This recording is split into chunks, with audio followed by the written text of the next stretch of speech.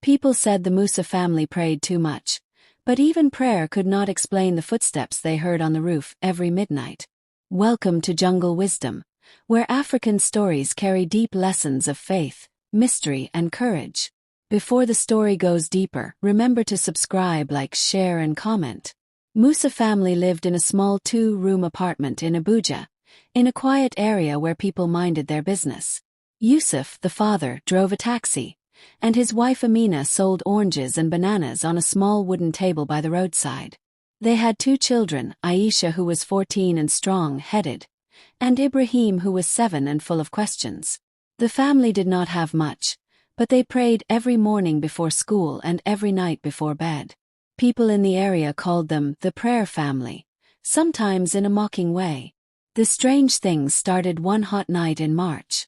The city was quiet, the sky was dark, and the air felt heavy. The family had just finished praying when they heard the first footsteps. Low, heavy, walking across the aluminum roof. The children froze. Amina held Ibrahim close.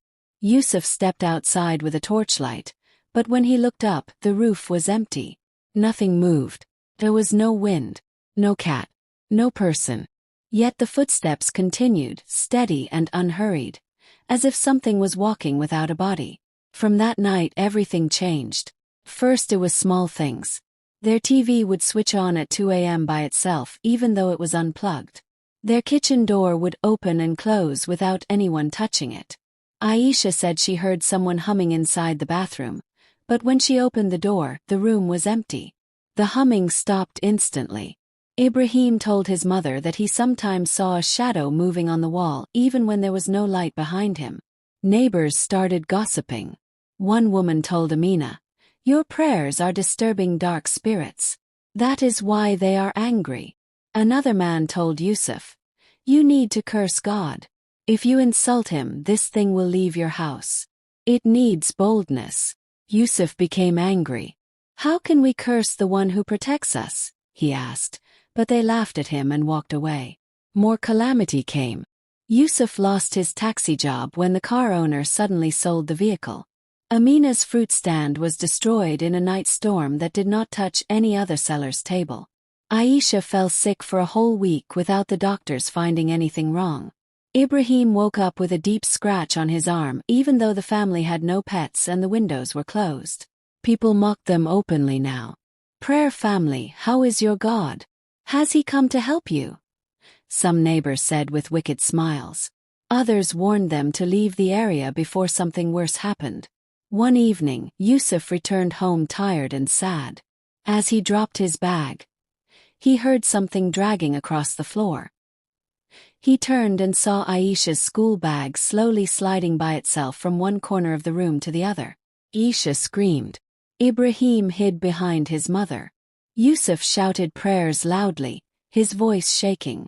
The bag stopped in the middle of the room and then turned over by itself as if something invisible kicked it. The next night, as the family slept, the whole house trembled. Not like a simple vibration, but like something huge had grabbed the building and shook it violently. Plates fell and broke, the wall cracked a little near the kitchen, and the children cried until their voices cracked. The shaking stopped suddenly, leaving the whole room in a silence so deep it felt dangerous. Amina begged Yusuf to take them to a pastor. "Maybe someone cursed us," she said, crying. "Maybe someone hates us. We cannot survive this alone." Yusuf agreed. The pastor prayed for them and anointed their foreheads, but he also said something that worried them. "Your faith is strong," he told them, "and darkness hates strong faith. Do not curse God no matter what people say." But the suffering did not stop. One afternoon when everyone except Yusuf was out, he was sitting alone reading his Bible. He heard a soft whisper. At first he thought it was the wind, but then the whisper called his name clearly. "Yusuf!" He froze. His heart beat fast. The whisper came again, this time from the bedroom. He stepped forward slowly, trembling. When he reached the doorway, the whisper said, "Leave him. Curse him. Curse him now." Yusuf shouted, "I will never curse my God." And the whisper stopped instantly. The room became cold. He knelt down and cried like a child, praying until Amina and the children returned home. The neighborhood turned against them. People avoided their house. Some called them cursed. Others told their children not to go near Ibrahim and Aisha. The family felt alone, rejected, and surrounded by darkness they did not understand. But every night, even with fear, even with hunger, even with shame, they prayed. Then one night, everything changed again, but this time in a strange, gentle way. There were no footsteps, no shaking, no voices. The house felt warm, peaceful, almost like a quiet morning after rain. Aisha, who had not slept peacefully in weeks, slept deeply. Ibrahim did not cry. Amina woke up at 3 a.m. and found Yusuf kneeling in the sitting room, tears running down his face. "Something lifted," he whispered. "Something has left this house." The next morning, Yusuf received a phone call. His old company offered him a new driving job with a better salary. Amina's old customer returned and paid her for all the fruits she took months ago, giving her triple the amount.